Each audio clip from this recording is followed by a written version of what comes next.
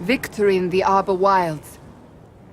The Archdemon might have been a real threat to our army, but it flew off once we turned the tide. It is still out there, however. I wonder what Corypheus plans now. He has nothing left to throw at us. Do not underestimate Corypheus. He is powerful, and you have yet to fight him one-on-one. But he will come. You will get your chance. If he tries, he'll regret it. I believe you.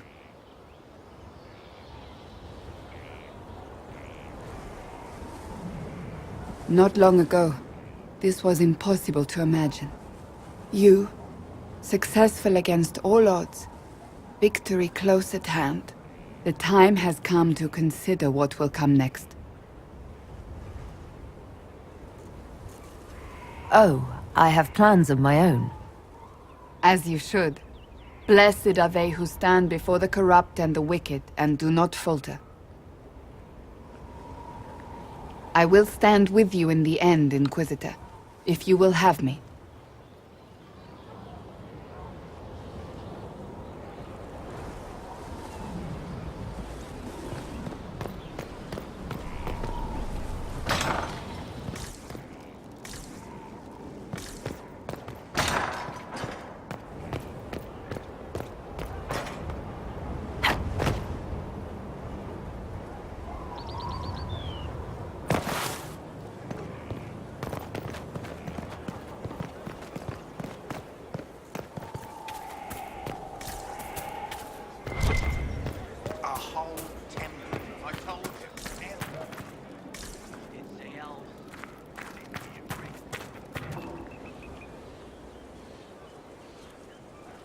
Are you ready?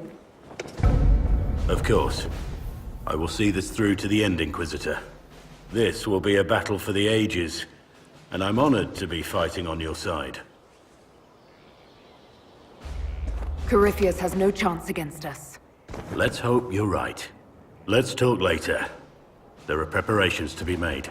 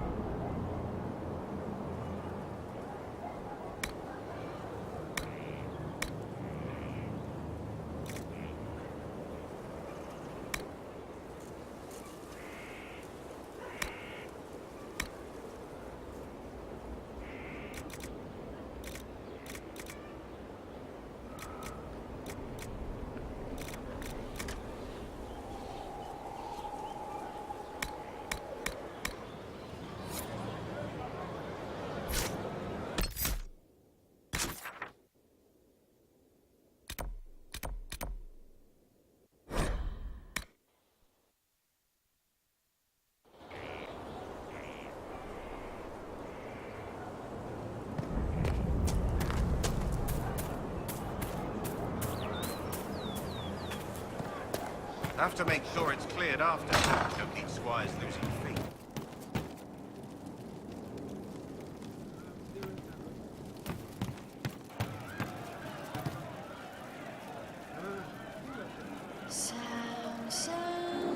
So to kill Corypheus, all we have to do is kill his dragon first? That's easy. We're good at killing shit. Just one more big fight to put this Magister asshole down for good. I knew you'd get us here, boss. I've been waiting for the chance to pay that bastard back. Yeah, this is gonna be fun. Samson's broken heart shall revolve his grave.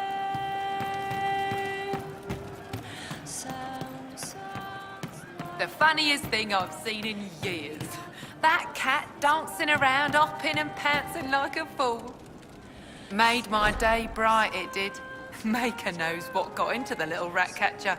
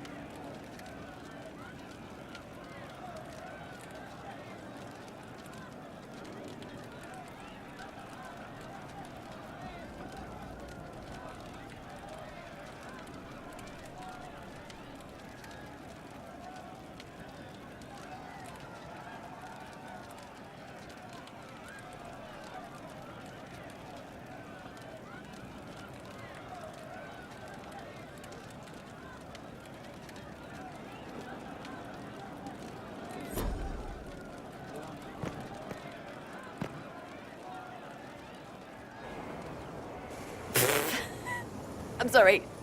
Oh wait, no I'm not. It's just the funniest, isn't it? That creaky old Abelas in Mythal saying the elves weren't destroyed by Tevinter.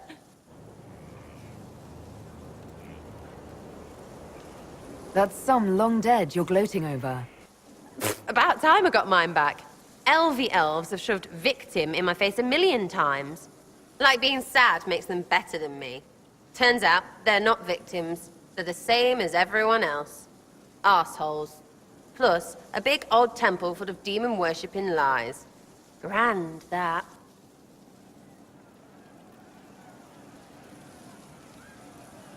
So your main takeaway is that elves worshipped demons? Well, they never call them that, yeah? But that's what it had to be. I mean, it was impressive and all. Makes the Dalish look like tits for living in the woods, but so what? There can't be a bunch of gods, and the Maker. Don't matter how much or little you believe, those don't fit. So call me stupid, but I believe the stuff not made up by dead people who failed. Mythal is a ruin full of demons. I mean, it just makes sense, right?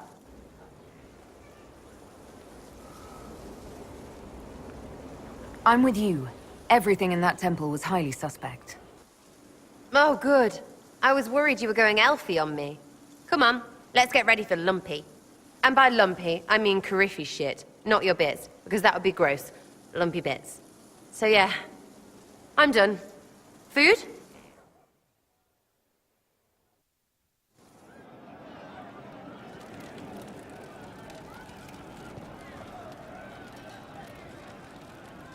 Honey tongue.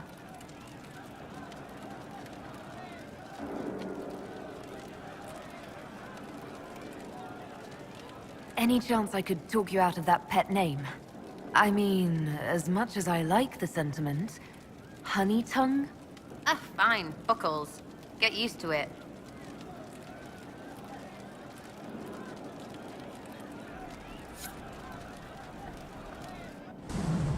Sky's pretty, even with that thing. Scott. Sky.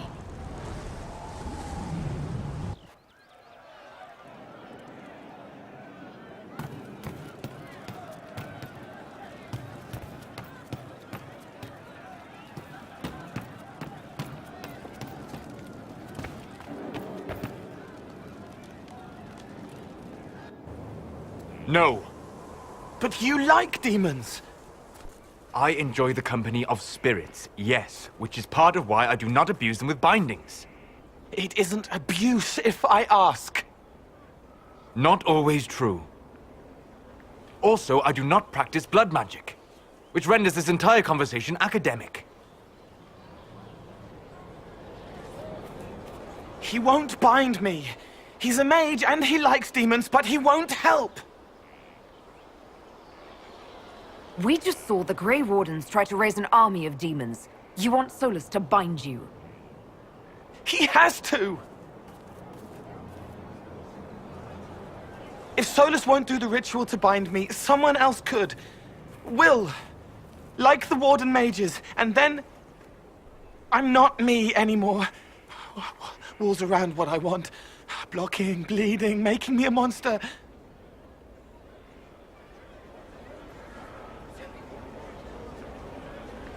A mage using blood magic could conceivably do that to any one of us, human or demon.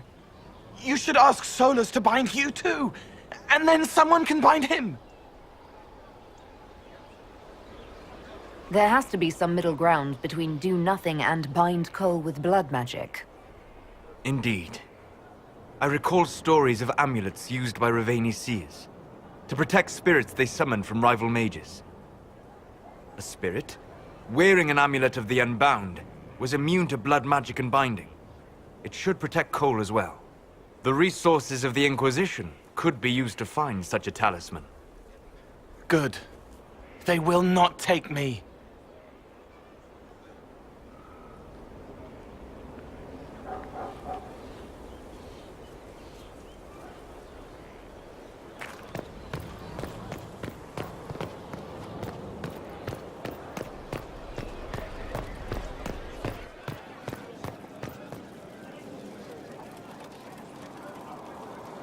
So, I'm still trying to wrap my mind around this. We went to an elven rune, so a witch could consume a pool of magical goo and then walked through a mirror. And wound up back here.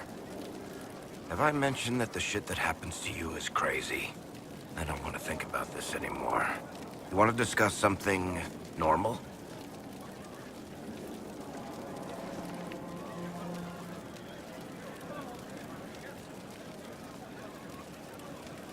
What can you tell me about this Corypheus? I'm not exactly an expert, but ask away and I'll answer what I can.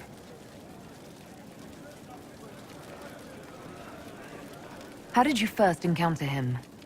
A few years back, I was dealing with some trouble from a Carter clan that went rogue. They were sending assassins after the Hawk family. We tracked them to a rune in the Vivarks. It turned out to be a trap. Once you went far enough into the rune, there was a magic barrier that kept you from going back. The whole thing was a prison the Grey Wardens were using to hold what they thought was a powerful darkspawn.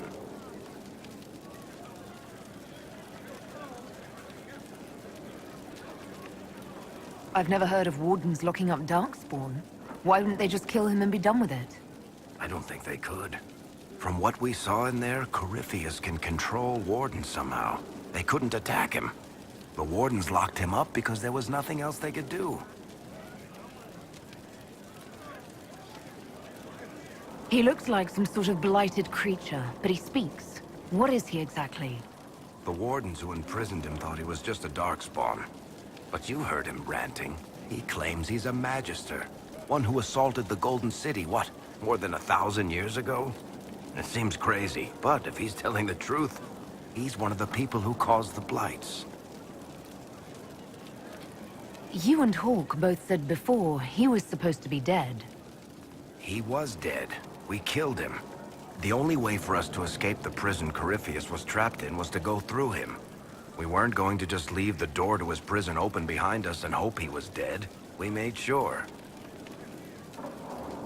All right. I think that's enough about Corypheus. No problem.